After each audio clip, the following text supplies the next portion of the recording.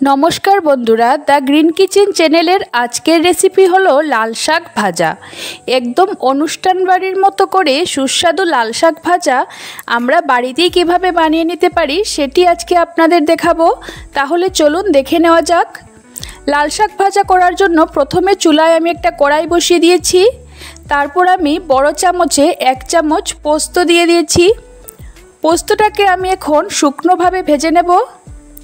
অল্প খানিকক্ষণ ধরে ভেজে নেওয়ার পর তারপর পোস্তটাকে নামিয়ে একটা বাটির মধ্যে রেখে দিচ্ছি। খুব বেশি লালচে করে ভাজবেন না। ওই কড়াইয়ের মধ্যে দিয়ে দিলাম সরষের তেল। তেলটা গরম হওয়া পর্যন্ত অপেক্ষা করছি। তেল গরম হয়ে এলে তেলের মধ্যে 10 থেকে 12টা বড়ি দিয়ে দেব। বড়িগুলোকেও এখন আমি লাল করে ভেজে নেব। চুলার ফ্লেমটা অবশ্যই কম রাখবেন। খেয়াল করবেন যাতে বড়িগুলো পুড়ে না যায়। লালচে করে বড়িগুলো ভাজা হয়ে গেলে তেল থেকে তুলে রেখে দিলাম। ওই তেলের মধ্যেই আবার 4 থেকে 5টা শুকনো লঙ্কাও আমি ভালো করে ভেজে নেব। শুকনো লঙ্কাগুলোকেও ভালো করে ভেজে নিয়ে তুলে রেখে দিচ্ছি। ওই একই তেলের মধ্যে আমি এখন রান্না করব, আর তেল মেশাবো না। প্রথমে আমি তেলের মধ্যে ফোড়ন দিয়ে দিচ্ছি ছোট্ট চামচে অল্প একটু কালো জিরে। কালো জিরেটা ফুটে উঠলে এবং সুন্দর একটা গন্ধ বেরোলে তার মধ্যে দিয়ে দেব রসুন কুচি। 2 থেকে 3 চামচের মতো রসুন কুচি ব্যবহার করেছি।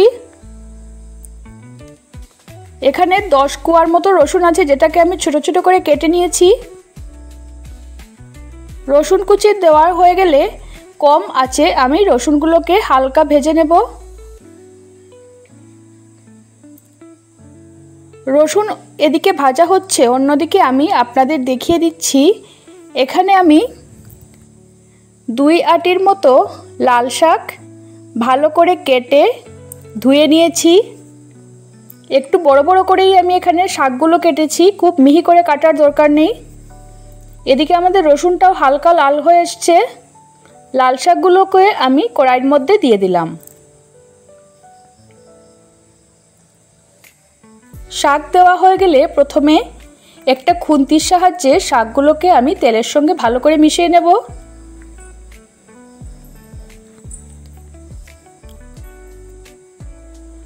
ভালো করে তেলের সঙ্গে মিশিয়ে নিলাম। অল্প খানিকক্ষণ ধরে নাড়াচাড়া করে মিশিয়ে নেওয়ার পর আমি শাকের মধ্যে এখন হলুদ গুঁড়ো আর নুন ব্যবহার করব। এখানে আর অন্য কোনো মশলা আমি ব্যবহার করছি না। আর দিয়ে দিচ্ছি পরিমাণ মতো নুন। যেহেতু শাকটা একদম অল্প হয়ে যাবে, তাই নুনটা আপনারা বুঝে ব্যবহার করবেন। খুব বেশি একটা নুন ব্যবহার করবেন না। নুন হলুদের সঙ্গে শাকটাকে আবার ভালো করে মিশিয়ে নিচ্ছি। এখানে আমি কোনো রকম জল ব্যবহার করব না। শাকটা সেদ্ধ হওয়ার সময় নিজের থেকেই অনেকটা জল বেরিয়ে আসবে, সেই জলের মধ্যেই শাকটা সেদ্ধ হয়ে যাবে। নুন হলুদ মিশিয়ে আমি খানিকক্ষণের জন্য ঢাকা দিয়ে রেখে দেব। 5 থেকে 7 মিনিটের জন্য আমি লো আঁচে এটাকে ঢেকে রেখে দিয়েছিলাম। ঢাকটা খুলে দেখুন, এখানে আমাদের শাকটা সেদ্ধ হয়ে গেছে। আমি বাইরে থেকে কোনো রকম জল ব্যবহার করিনি। শাকটা সেদ্ধ হয়ে যাওয়ার পর আবারও সব কিছুকে ভালো করে মিশিয়ে নিতে হবে। এখন আমরা শাকের মধ্যে মিশিয়ে দিচ্ছি। বড়ি দেওয়া হয়ে গেলে তারপর দিয়ে দেব ভেজে রাখা পোস্ত আর ভেজে রাখা শুকনো লঙ্কাগুলি।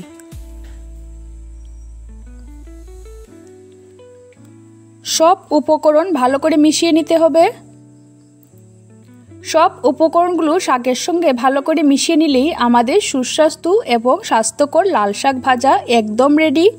গরম ভাতের সঙ্গে এই লাল শাক ভাজা খেতে দারুণ লাগে এবং লাল শাকের মধ্যে প্রচুর পরিমাণে আয়রন আছে, তাই আপনারা এটি বাচ্চাদেরকেও খাওয়াতে পারেন। আশা করি এই রেসিপিটি আপনাদের সকলের খুব ভালো লাগবে। যদি ভালো লেগে থাকে রান্নাটি তাহলে একটি লাইক অবশ্যই দেবেন, আর নতুন হলে আমার চ্যানেলটা সাবস্ক্রাইব করার অনুরোধ রইল। ধন্যবাদ সবাইকে।